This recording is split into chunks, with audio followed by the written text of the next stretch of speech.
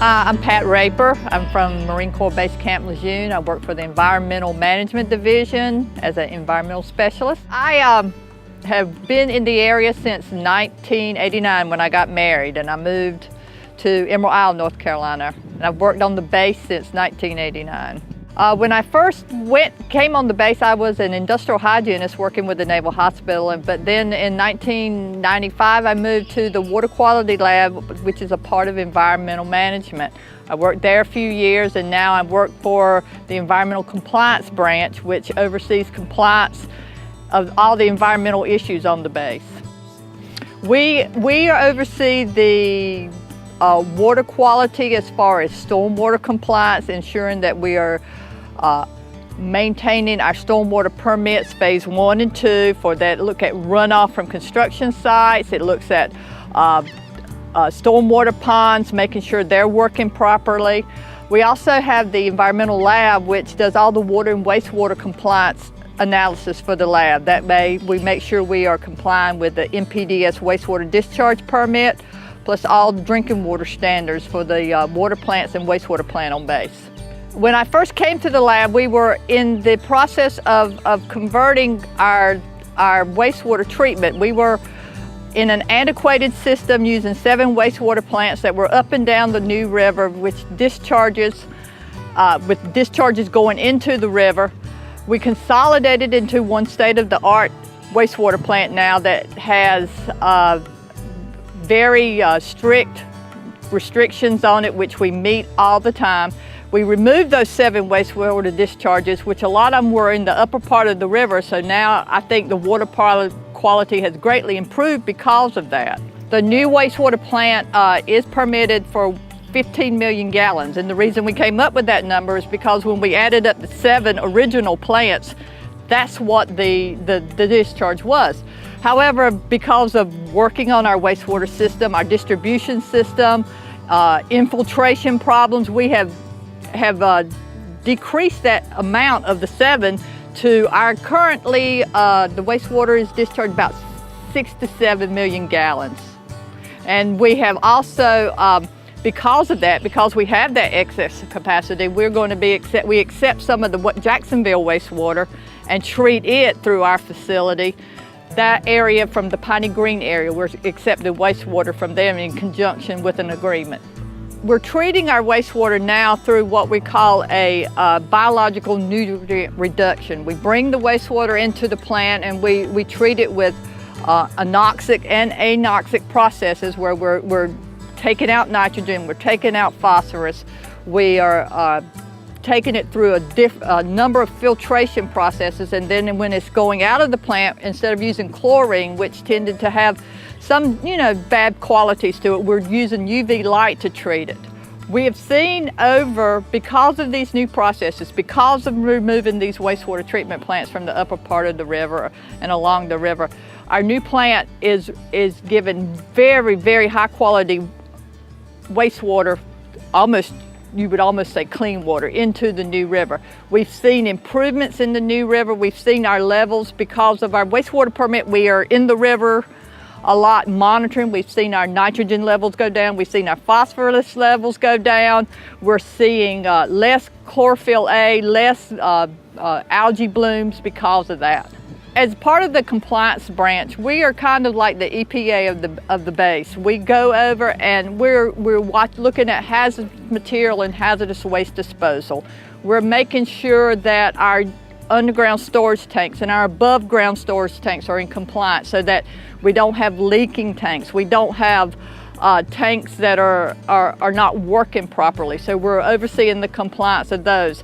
We have way over 100 stormwater ponds on base. We're making sure that they're working properly, and so that when they discharge, that it's the high quality water going out of the ponds, and that things that are getting into the ponds are cleaned up properly before they are discharged. We've gone through a boom on the base of construction, where we have construction sites all up and down the river now. We are able to, because of our permits, because of our oversight of these construction sites, we're able to ensure that while we're building closer to the water, we're not impacting the water as much because we have our inspectors out there every day making sure these construction sites are in compliance and they're not discharging sediments into the river. We went through a boom a couple of years ago where we were anticipating an increase in personnel on base, increase in facilities needed on base. So with the government's planning processes, we've planned ahead. We're building in areas that we've never built in before, such as Wallace Creek area, such as at the rifle range in Stones Bay, we're building more facilities. Currently though, now we're drawing back. The numbers are going to decrease. However, we've made sure that as we've built these buildings, we build them in such a way so that we can we're lessening the impact to the environment, but we're increasing the ability for the training missions to continue, to make sure that we're housing the Marines in more modern facilities, and that we are making sure that the amount of construction that we're doing on base is having the least amount of impact to the environment as we are building and as we are renovating and as we are demoing older buildings. Yes, I've lived here since 1989, and one of the reasons we moved here is because even though my husband's job was in Jacksonville and I worked on base, the beach and the water is what attracted to us. So we live near the Intercoastal Waterway. We access the beach on the weekends. Every weekend we're out there. We enjoy boating, we enjoy fishing. My daughter has lived her whole life there, and so as she's getting ready to go to college, she's going to Charlotte, so she's already missing the fact that she's not going to be near the water. I have been a member of the New River Roundtable since its inception 10 or 11 years ago. As a part of an initiative of the base in the city and the county, this group was formed so that we could look at the quality of the New River and make sure that it was maintained, because as a representative of the base, our mission is to make sure that our Marines can train so that they are able to deploy and be efficient and to do the job that they are supposed to do. Without maintaining the quality of the river and the beaches that we are associated with, that mission would be impacted. We wouldn't be able to use the river for our activities. We wouldn't be able to do our landings on the beach. And so, as part of my job and what I feel that I represent by coming to the New River Roundtable is that I bring the basis perspective. I make sure that the community knows that while our impact to the river is through training, that we are very conscious of the fact that those impacts have to be in an environmentally sensitive way so that river stays alive for our use and for the community's use. When I first came to the roundtable, my main interest in being a part of it was for information sharing. You know, as we sit in the base and we do our own monitoring and analysis, we're in a kind of a capsule, and so we know exactly where we're putting our discharges in, but we don't know what's affecting it upriver. We don't know how it's affecting downriver. And by this cooperation with the city and with the county and with the state, we're able to see what the total impact of everybody's input and discharges and impact on the river is by sharing this information, by finding new ideas of what other people are doing to for example, for stormwater, there's things that the city's doing that are very innovative that we would like to bring on the base and to use so that we can help lessen those impacts from those, because that's one of the bigger impacts now.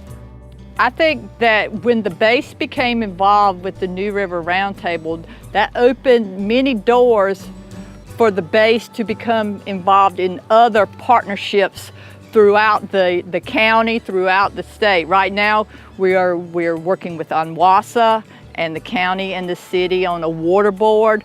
We work with the state and the local authorities on restoration advisory boards. And I think the New River Roundtable was one of the first times the base kind of came off the facility and interacted with the locals. And so I think that's one of the important things that the New River Roundtable initiated when it became into existence. One of the new projects that we're doing on base is the DSERT project. It's a government program now that involves research. We're trying, as a government entity, we're trying to bring researchers into our process to help us find ways to sustain natural resources, to sustain our ability to train, and to keep our mission focused on doing what Marines do, but doing it in an environmentally friendly way.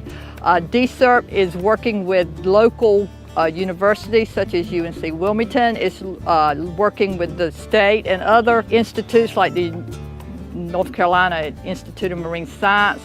And we are bringing researchers onto the base to do projects to help do the work to help sustain those things that, such as wetlands.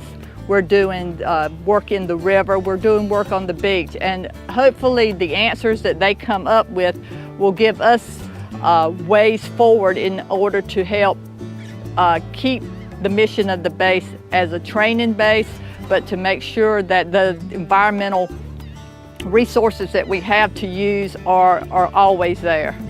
My one word to describe the New River would be livelihood. I know that from the early onset, this river has been a source of fishing, it's been a source of recreation, and I feel like our part as a member of the New River Roundtable is to make sure that we do all we can by doing research, by doing preventive measures to make sure that the people who use this river as their livelihood are able to do it without being able to complain that they're being impacted by this or impacted by that.